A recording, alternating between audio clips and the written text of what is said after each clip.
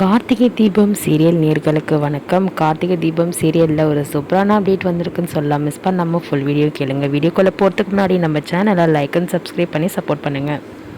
இப்போ எம்டி நம்மளோட கார்த்தி தான் அப்படின்னு சொல்லிட்டு சாமுண்டீஸ்வருக்கு தெரிய வந்துருச்சு. தெரிஞ்சதுக்கப்புறம் என்ன பண்ணுறாங்க, எப்படியோ ரேவதிக்கு வெளியே தெரிஞ்சால் மொத்தமும் தெரிஞ்சிடும். இப்போ ரேவதி பழைய ஞாபகம் மறந்ததுனால ஆள் மாறாட்டம் பண்ணுறது நம்மளோட சாமுண்டீஸ்வரி தான். அதனால் இப்போதைக்கு நம்ம நல்லவங்க மாதிரி நடிச்சுட்டு அதுக்கப்புறம் ரேவதியை ஆஃபீஸ் போடாமல் எப்படியாவது தடுத்துடலாம் அப்படின்ற மாதிரி நம்மளோட சாமுண்டீஸ்வரி கலா கிட்ட சொல்லி பிளான் பண்ணுறாங்க. என்னென்னா நீங்கள் சொல்கிறது இருந்தால் கூட சொல்லுங்கள்.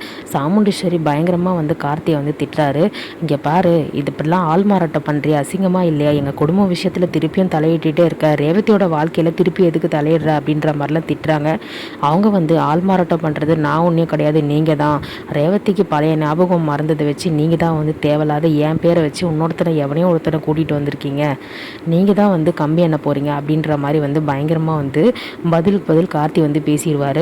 அதுக்கப்புறம் உன்னை எங்கே பார்த்துருக்கோமோ எனக்கு தெரியும் அப்படின்னு சொல்லிட்டு நம்மளோட சாமுண்டீஸ்வரி என்ன பண்ணுவாங்க, சரின்னு சொல்லிட்டு விட்டுருவாங்க.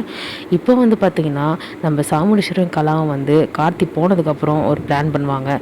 ரேவதியும் சரி, ரேவதி முன்னாடி எதுவும் காமிச்சிக்க வேணாம், ஏன்னா ஆல்ரெடி நம்ம தான் தேவையில்லாத இந்த பிரச்சனையில் உள்ளே வரக்கூடாதுன்னு சொல்லிட்டு தான் நம்ம தான் ஆள் மாறாட்டம் பண்ணிகிட்ருக்கோம். ஆனால் அதுக்கு மாற்றணும்னு சொல்லிட்டு அவன் பார்த்துட்ருக்குறான். இப்போ எப்படியாவது ரேவதி ஆஃபீஸ் போகாமல் தடுக்கணும் அப்படின்னு சொல்லும்போது, ரேவதி கிட்ட இந்த வேலைக்கு போகாதுன்னு சொல்லும்போது ரேவதி வேண்டாம்மா, ஏம்மா அப்படி சொல்கிறீங்க அப்படின்னு சொல்லிட்டு சந்தேகம் வந்துடுது. அதுக்கப்புறம் சரி ஓகேம்மா இஷ்டம்னு சொல்லிட்டு சாமுண்டீஸ்வரி விட்டுடுறாங்க.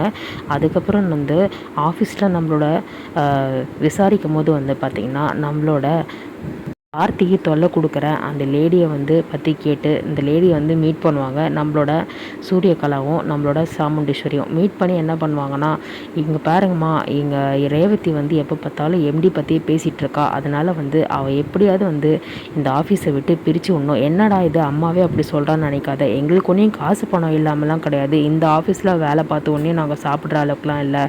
எங்களுக்கு கோடிக்கணக்கில் சொத்து இருக்குது. நிறைய ஊர் தலைவியாக நான் வேறு இருக்கிறேன். எனக்கு இந்த ஆஃபீஸில் வேலை பார்க்கணுன்லாம் அவசியம் கிடையாது.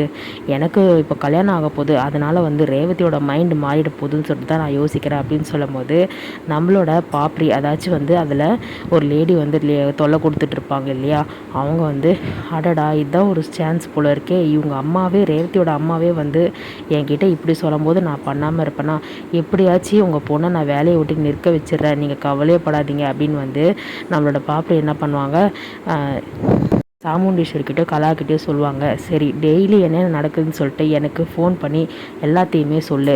உனக்கு பணம் வேணும்னா கூட எவ்வளோ வேணால் கொடுக்குறேன், ஆனால் என் பொண்ணு மனசு மாறக்கூடாது அப்படின்ற மாதிரி நம்மளோட பாப்ரிக்கிட்ட சொல்லிடுவாங்க. சாமுண்டீஸ்வரி எவ்வளோ முயற்சி பண்ணி பார்ப்பாங்க, ஆனால் அவங்களால ஆஃபீஸ் உள்ளே கண்ட்ரோல் பண்ண முடியாது ரேவதியை. ஸோ அதுக்கு பார்த்திங்கன்னா இந்த லேடி அதாவது நம்ம கார்த்தியை அடையணும்னு சொல்லிட்டு ஆசைப்பட்றாங்க இல்லையா, அவங்கக்கிட்ட தான் வேலைக்கு ஆகும்னு சொல்லிட்டு அவங்கள சாமுண்டீஸ்வரியே அவங்கள ஏற்பாடு பண்ணிடுவாங்க. இப்போ அவங்களும் பார்த்திங்கன்னா பழைய சிந்தனையை விட இப்போ பார்த்திங்கன்னா கரெக்டாக யோசிச்சு எப்படியோ கார்த்தி சார் நம்மளுக்கு தான் அப்படின்னு சொல்லிட்டு யோசிக்க ஆரம்பிச்சிருவாங்க. இப்போ எப்படியோ நம்மளோட கார்த்தியை அடையிறதுக்கு ரேவதியோட அம்மாவே என்கிட்ட இந்த மாதிரி என் பொண்ணை வெளியே அனுப்புறதுக்கு என்ன வேணால் பண்ணலாம் அப்படின்னு சொல்லிட்டாங்கன்னு சொல்லிட்டு அவங்க ஃப்ரெண்டு கிட்ட சொல்லிட்டு இருப்பாங்க.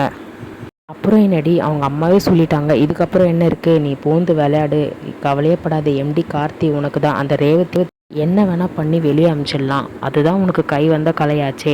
இல்லடி, ஏற்கனவே ரேவதியை ஃபைலை மாற்றி வச்சதில் அந்த கார்த்தி இப்போ டவுட்டில் இருக்கான்.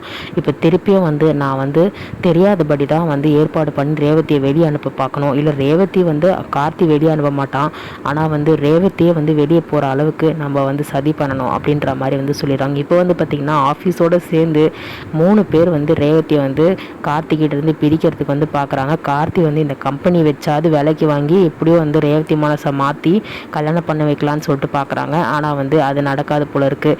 இப்படி ரேவதி மனசை மாற்றுறதுக்கு 3 பேராக சேர்ந்து சாமுண்டீஸ்வரியால் நேராக ஆஃபீஸில் போய் எதுவுமே பண்ண முடியாதுன்றதுனால இவங்கள வச்சு வேலையை முடிக்கிறாங்க. ஸோ இந்த கல்யாணம் எப்படி நடக்க போகுதுன்னு சொல்லிட்டு வெயிட் பண்ணி பார்க்கலாம். நம்பர் ப்ரோமோ ரிவ்யூ அப்டேட் பிடிச்சிருந்தா லைக் அண்ட் சப்ஸ்கிரைப் பண்ணி நம்ம சேனலில் மறக்காமல் சப்ஸ்கிரைப் பண்ணிவிடுங்க. தேங்க்யூ.